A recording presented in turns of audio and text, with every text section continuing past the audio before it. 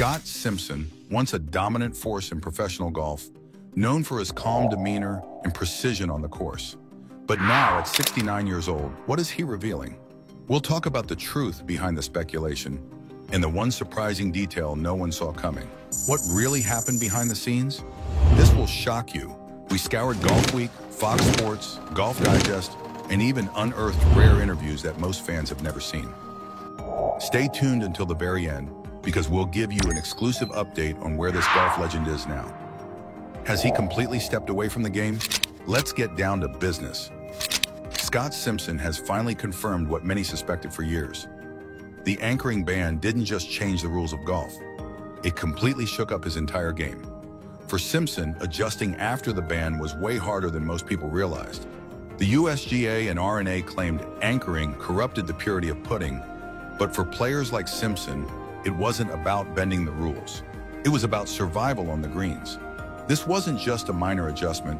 It was like asking a right-handed writer to suddenly sign their name with their left hand. The year was 2016. The USGA and R&A officially banned anchored putting, arguing that it gave players an unfair advantage. According to golf's governing bodies, anchoring the putter against the body reduces the skill required to make a smooth stroke, making the game too easy. For traditionalists, the ban made sense. But for players like Scott Simpson, who had built a career around the long putter, it was a devastating blow. Simpson was one of the early adopters of the anchored putting style, pressing the putter against his chest to stabilize his stroke. It helped him win the 1987 US Open and remain competitive well into his 50s. But suddenly, the method that gave him confidence on the greens was gone. Many golfers thought switching to a non-anchored stroke would be an easy fix. But Simpson's reality was very different. Putting is all about feel, Simpson admitted. You develop muscle memory over decades, and when that's taken away, it's like learning the game all over again. And it showed on the course. Simpson's putting stats took a major hit. His confidence suffered. And just like that, he went from being a steady competitor to struggling just to make cuts. Can't wait to find out what this golf legend's been up to? Stay tuned until the end. He wasn't alone. Major winners like Adam Scott and Keegan Bradley also fought to adjust, though some found workarounds by switching grips or techniques. But for Simpson, the transition never felt right. The ban had essentially taken away one of his greatest weapons, and at his age, regaining that edge seemed nearly impossible. Now, everyone's question is, did the ban go too far? The decision to ban anchoring sparked one of the biggest debates in golf history. Some believed the rule was necessary to preserve the integrity of the game.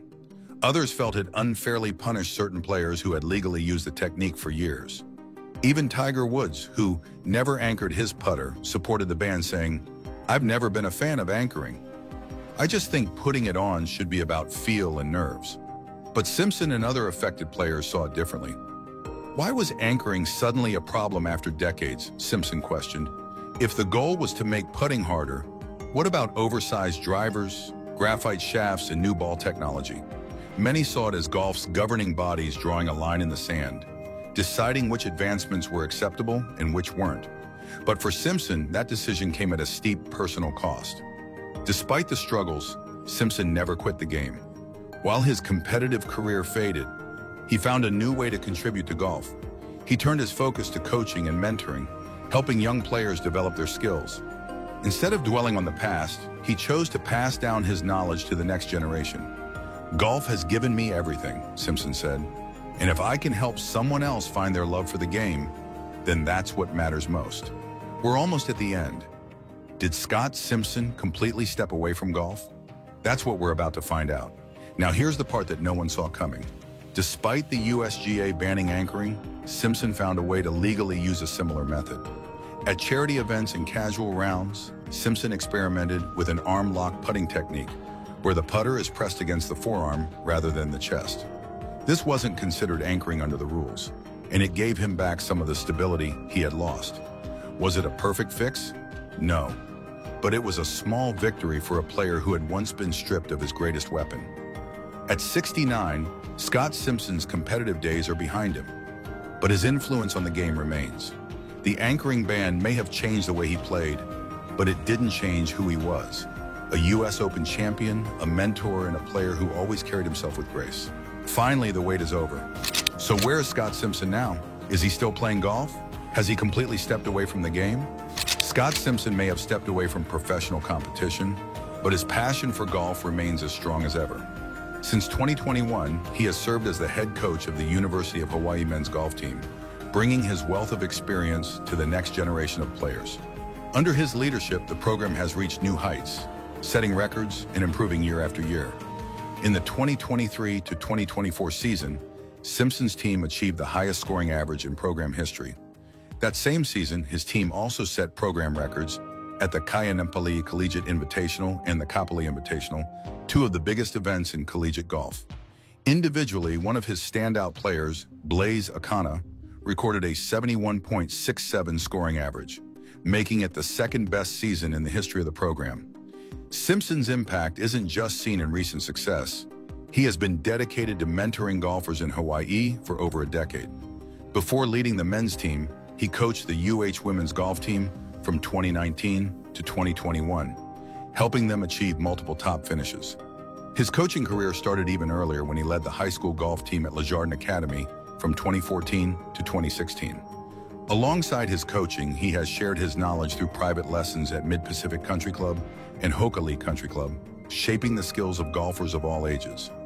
Over his 27 years on the PGA Tour, he won 7 titles, including the 1987 U.S. Open, and posted 15 runner-up finishes and 9 top 10s in majors. He also achieved success globally with 3 wins on the Japan Tour and 4 Hawaii State Open titles. Even after turning 50, he claimed a Champions Tour victory at the 2006 Walmart First Tee Open. Before turning pro, Simpson was already a standout at USC, winning back-to-back NCAA championships and the Fred Haskins Award. He went on to represent the U.S. Walker Cup, 1977, Ryder Cup, 1987, and Kirin Cup, 1987 teams. Simpson's legacy goes beyond his wins. His steady approach, humility, and competitive spirit have made him a formidable coach and a true ambassador for golf. From his U.S. Open victory to his coaching success, Simpson has shown that golf is about growth, learning, and giving back. As he continues to shape the future of golf through coaching, his legacy is only growing stronger. If you enjoyed learning about Scott Simpson's career and his impact on the game, be sure to subscribe for more golf content like this. We'll keep bringing you in-depth stories about the players who shaped the sport and the ones making waves today.